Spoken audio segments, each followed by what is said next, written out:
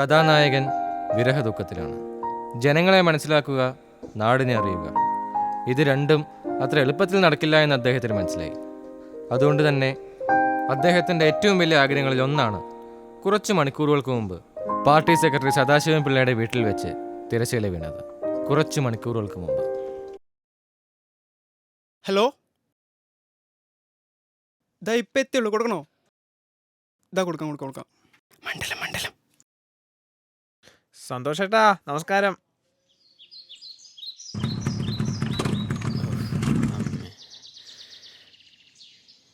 മൂപ്പരുണ്ടാവും എന്തോ. ക്ലാസ് എവിടെ? ഓക്കെ, ഇടാം. ചർച്ച പറഞ്ഞ പോലെ തന്നെ അടുത്ത മാസം 19-ന്. പിന്നെന്താ സന്തോഷേട്ടാ, കേന്ദ്ര കമ്മിറ്റി യോഗത്തിൽ പങ്കെടുക്കാതിരിക്കാൻ പറ്റുമോ? എന്താ സന്തോഷേട്ടാ എന്ന് പറയുന്നത്? 25 തീയതി ഉണ്ടെങ്കിൽ ഞാൻ തിരുവനന്തപുരത്ത് എത്തിയിരിക്കും. ഇനി ആര് വിളിച്ചാലും ഞാനിവിടെ ഇല്ലയെന്ന് പറഞ്ഞാൽ മതി കേട്ടോ. സാർ, എൻ്റെ പേര് ഉണ്ണികൃഷ്ണൻ. സാറിനെ ഒന്ന് കാണാൻ വേണ്ടി വന്നത്. കണ്ടോളൂ. അതല്ല സാർ, എനിക്ക് അടുത്ത ഇലക്ഷൻ ഒന്ന് മത്സരിച്ച കൊള്ളാമെന്നുണ്ട്. എലക്ഷനാ? ഏതെലക്ഷൻ? ഈ MLA ആവാനുള്ള ഇലക്ഷൻ. നിയമസഭയാ? ഡാ ദിനേശാ, നീ കേട്ടാ? നിയമസഭയിൽ മത്സരിക്കാൻ പോണ ആളാണ്. അയ്യോ സാർ, അങ്ങനെ പറയരുത്. ഇത് എൻ്റെ ഏറ്റവും വലിയ ആഗ്രഹമാണ് ഇലക്ഷനിൽ നിൽക്കുക എന്നുള്ളത്. എടോ, പാർട്ടിയിലുള്ളവരെന്നെ അധികപ്പറ്റാണ്. എൻ്റെ ഒരു കുറവും കൂടി ഉണ്ടായിരുന്നല്ലോ. നീ എങ്ങനെ വിദ്യാർത്ഥി രാഷ്ട്രീയത്തിലൊക്കെ ഉള്ളതാണോ? അല്ല, ഈ വിദ്യാർത്ഥി രാഷ്ട്രീയം എന്ന് വെച്ചാൽ എന്താ? അല്ല, നീ എവിടെ പഠിച്ച്? ബാംഗ്ലൂര്. ബാംഗ്ലൂരാ? എൻ്റെ പൊന്നു മോനെ, കേരളത്തിന്റെ രാഷ്ട്രീയ സാഹചര്യം അറിയണ്ട. നീയൊക്കെ എന്തുണ്ടാക്കാൻ പോവാണ്? അതൊക്കെ ഈ MLA ആയിട്ട് വരുത്തിയാ പോലെ. എടാ മോനെ, നീ പേപ്പറൊന്നും വായിക്കാറില്ലേ? ഓ, സ്പോർട്സ് ആയിരിക്കും. അങ്ങനെയൊന്നുമില്ല. കഷ്ടം. എടോ, നീ ആദ്യം ജനങ്ങളെ മനസ്സിലാക്ക്. ഈ നാടെന്താണെന്ന് അറിയേ. ഓരോരുത്തന്മാര് രാഷ്ട്രീയം ഉണ്ടാക്കാൻ വന്നിരിക്കുന്നത്. ഇതൊന്നും പറ്റില്ലെങ്കിൽ നീ വേറെ പണിക്ക് പോ. ഓരോരുത്തന്മാർ രാഷ്ട്രീയം കാണിക്കാൻ വേണ്ടി. സാർ, അതെ, ഈ വക ചെറിയ കാര്യങ്ങളൊക്കെ എൻ്റെ അടുത്ത് പറഞ്ഞാൽ പോരെ. കഷ്ടം. എന്നെ ഇങ്ങനെ വെറുതെ വിളിച്ച് വെറുപ്പിക്കില്ലമ്മേ. എനിക്കൊരു സമയം എന്താ? ഞാനൊരു കാര്യം പറഞ്ഞേക്കാം. അടുത്ത മാസം ഞാൻ അങ്ങോട്ട് വരും. അതിനുള്ളിൽ ഒരു തീരുമാനം എടുത്തില്ലെങ്കിൽ കാളി ഞാൻ തള്ളി ഓടിക്കും. പന്നി. അമ്മേ, ഹലോ വെച്ചോ. പോട്ട്. ആസ് യൂഷ്വൽ ഞാനും ചെയ്യും. ലീഡിംഗ് ഹിറ്റ് ആയിരിക്കും. ഓപ്പറേഷനിൽ എനിക്ക് എന്തെങ്കിലും സംഭവിച്ചാൽ, even if it is over my dead body, then you people take on and accomplish the mission. Don't let down the commandos. Move!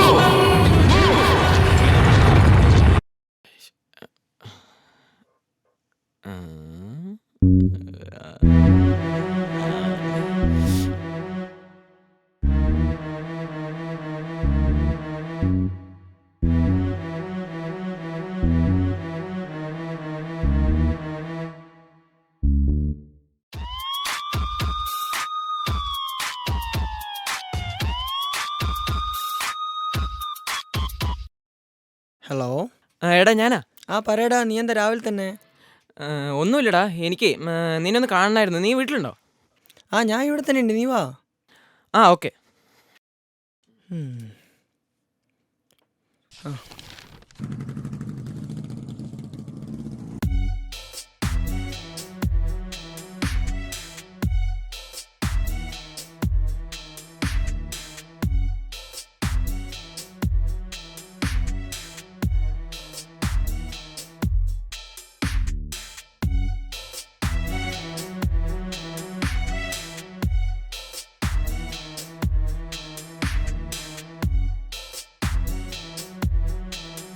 എന്താണ് രാവിലെ തന്നെ ഒരു ശുദ്ധികലശം?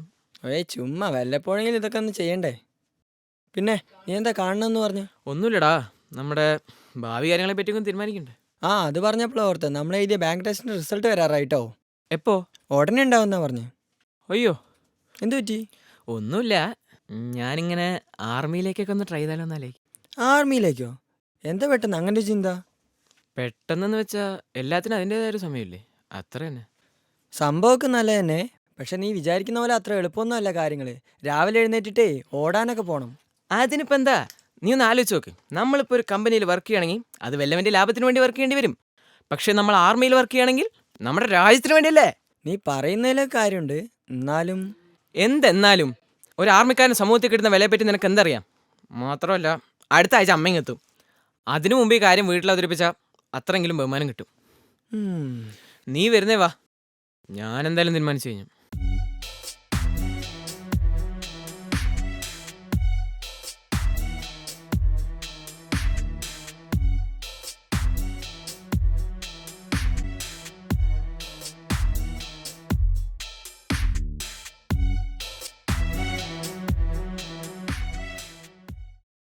ഹലോ ഹലോ, എന്താടാ, അറിയോ നമ്മളെയൊക്കെ? നിന്നെയൊക്കെ അറിയാത്ത ആരാ ഉള്ളേ?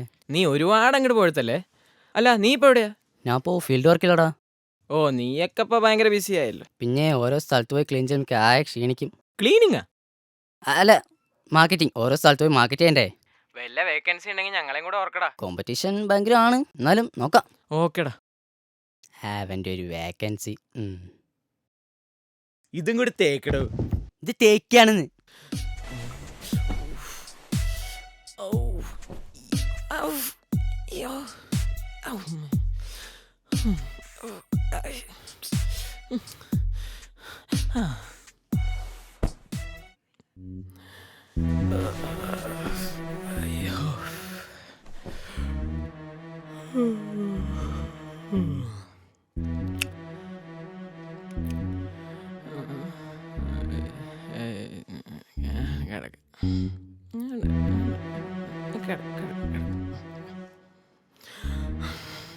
ഗ്രഹണം ബാധിച്ചാലും അതിനൊരു സമയമുണ്ട്.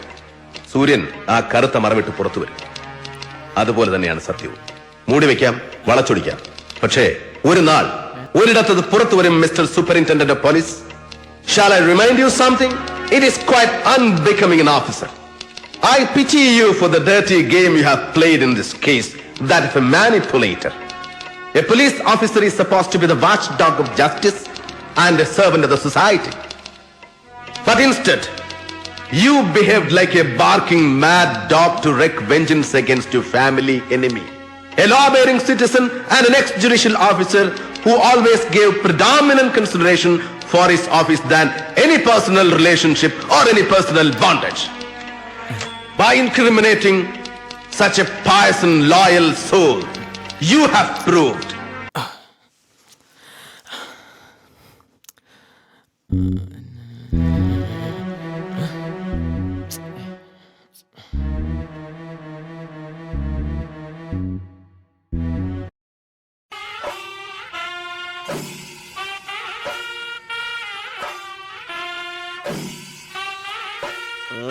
യുവാനാ.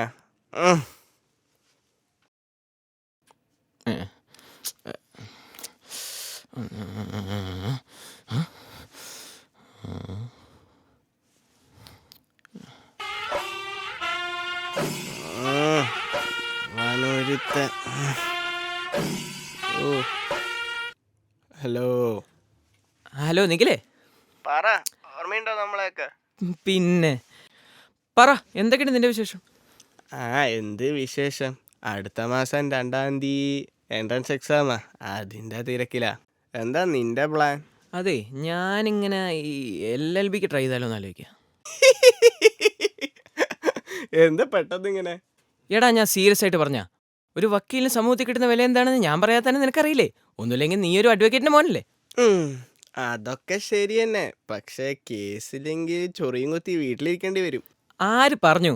എടാ, ഓരോ ദിവസവും ക്രൈം റേറ്റ് കൂടുന്നു എന്നല്ലാതെ കുറയുന്നില്ലല്ലോ. അതനുസരിച്ച് മാസം ഒരു 2-3 കേസെങ്കിലും കിട്ടായിരിക്കില്ല. ഓ, ശരി. നീ നാളെ പോയി രജിസ്റ്റർ ചെയ്യ്. ചലാൻ ഓൺലൈൻ വഴി അടച്ചാൽ മതി. ഓക്കേടാ. പ്രാന്ത്. ഇതല്ല ഇതിൻ്റെ അപ്പുറവും പറയും. അഡ്വക്കേറ്റ് ഉണ്ണികൃഷ്ണൻ.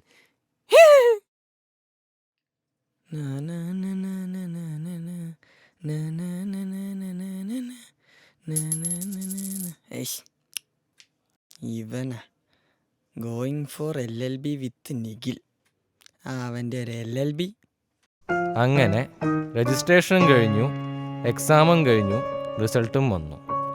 നിഖിൽ നല്ല രീതിയിൽ എക്സാം എഴുതി പാസ്സായി, ലോ കോളേജിൽ അഡ്മിഷൻ വാങ്ങി. പക്ഷേ കഥാനായകൻ വീണ്ടും ദുരന്ത നായകനായി. ഉണ്ണികൃഷ്ണന്റെ പരാജയ പരമ്പരയിൽ പുതിയൊരു അധ്യായം കൂടി. മിക്കവാറും ഒരു വഴിയിലാവും.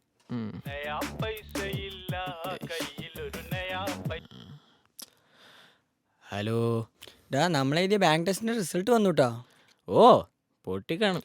നിന്റെ റോൾ നമ്പർ പറ, എന്നാലേ നോക്കാൻ പറ്റൂ. റോൾ നമ്പർ വേണ്ട, ഞാൻ വരാം. ശരി, വരാം. വേണ്ട,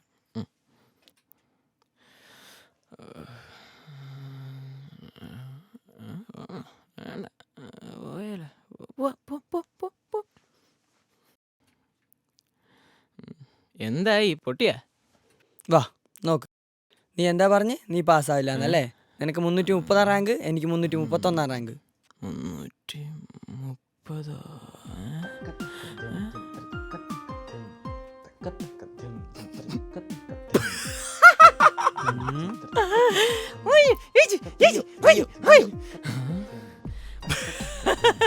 എന്തൊക്കെ ബഹളമായിരുന്നു. പഠിക്കുന്നു, അലത്തുന്നു.